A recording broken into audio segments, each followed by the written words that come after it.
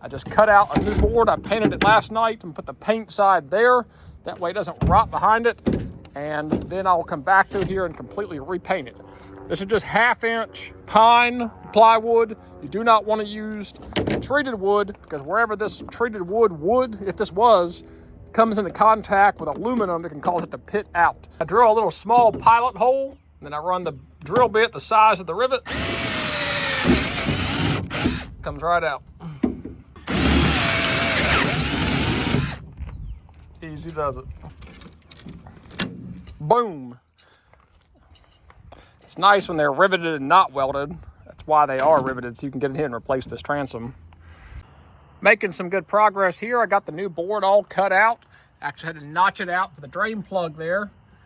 And I've got this back aluminum opened up here, fit right in. Now I got the clamp on it. I was going to glue this 1/2 inch piece to this 3/4 inch piece, but I got to thinking if I ever had to get in here and replace this whole thing, or just pull this board out to do something, it's going to be a nightmare to get this out of here if I liquid nail this board to this board in the event that were to rot or something. So I have decided just to come in here with stainless steel screws and just put a bunch of screws in it, and I think that'll hold it just fine. So I'm not going to glue it.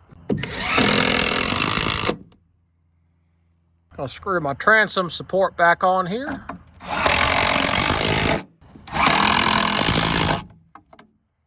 This little side support here back on. There we go. I think that's going to do it. 2, 4, 6, 8, 10, 12. 12 in the back and then 4 in the transom support. So that should be plenty sturdy. Just beat that little lip there back down. It's a little bit flared out compared to where it was.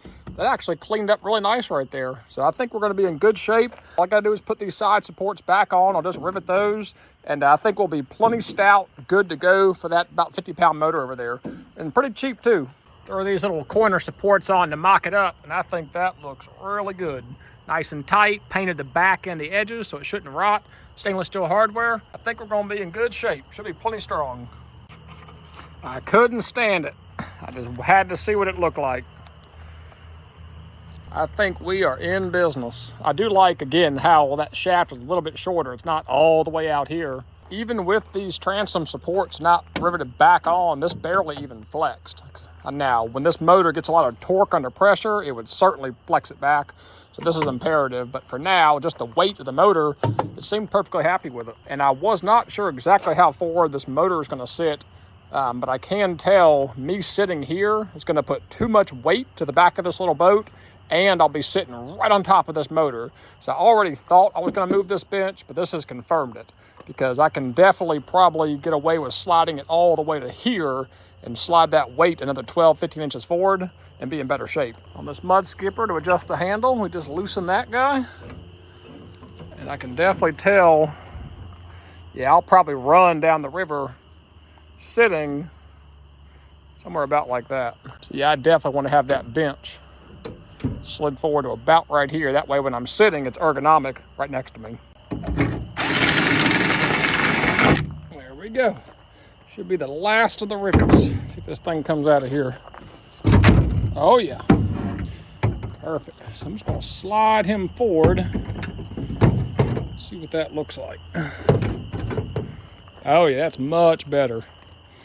That way all my weight gets shifted forward, which is good. This boat already wanted to tip up a little bit with me alone. So with this motor on here, it's definitely going to want to stand up. So by sliding this bench forward a good foot, when I sit here, my hand is also much more ergonomic just over my shoulder instead of having to be choked down on it down here. I think that's going to be perfect. Got these corner supports riveted back on. I was able to use most of the existing holes. Some of them were just too big for these 1/8 inch rivets.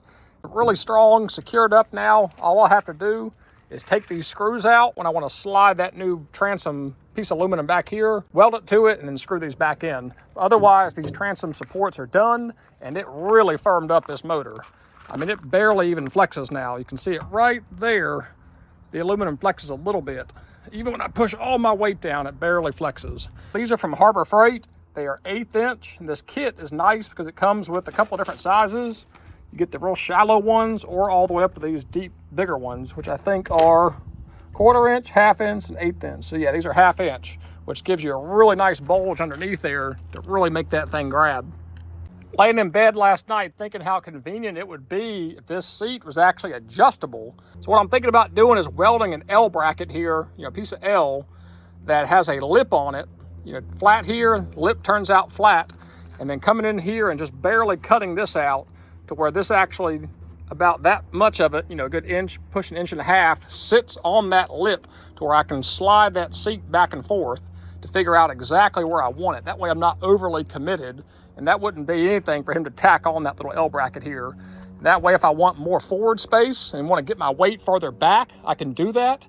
If I don't have anybody up front at all and I'm more concerned about weight distribution, I can slide that bench all the way over this rib, or I can slide it all the way back. So I will brainstorm that some more, but I do like the thought of having that to be adjustable. The next stop will be the welder. We're going to come in here and address a lot of these bigger holes, but mainly these rivets underneath the boat that are leaking.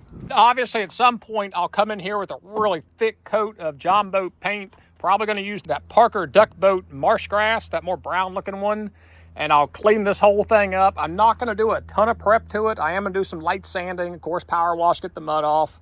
But I'm mainly just going to come in here and slather a good coat over the existing paint that's in here. I am not going to spend the time stripping this boat down to bare metal and painting it correctly. That's just not the intent of this project.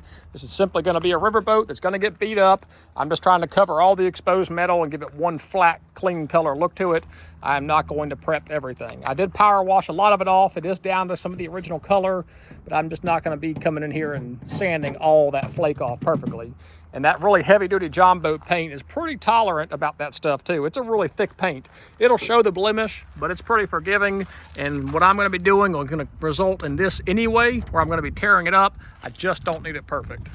So I bought a 4-pack of aluminum handles. This boat actually did not have any handles on the front and only had one handle on the back, which is a no-go.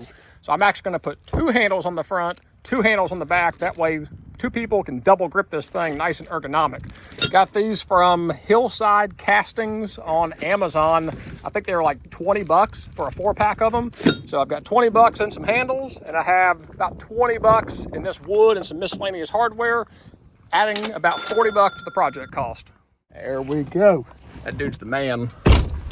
His phone contact said Leonard. He said, "My name's Leo." So duly noted, Leo. Sorry about that. He's the man. He had some awesome recommendations as well. He knows exactly what the goal is here. Get it welded up tight, stop the leaking, reinforce the transom, and then fill in any holes he can find and add those handles. So feeling pretty good about it.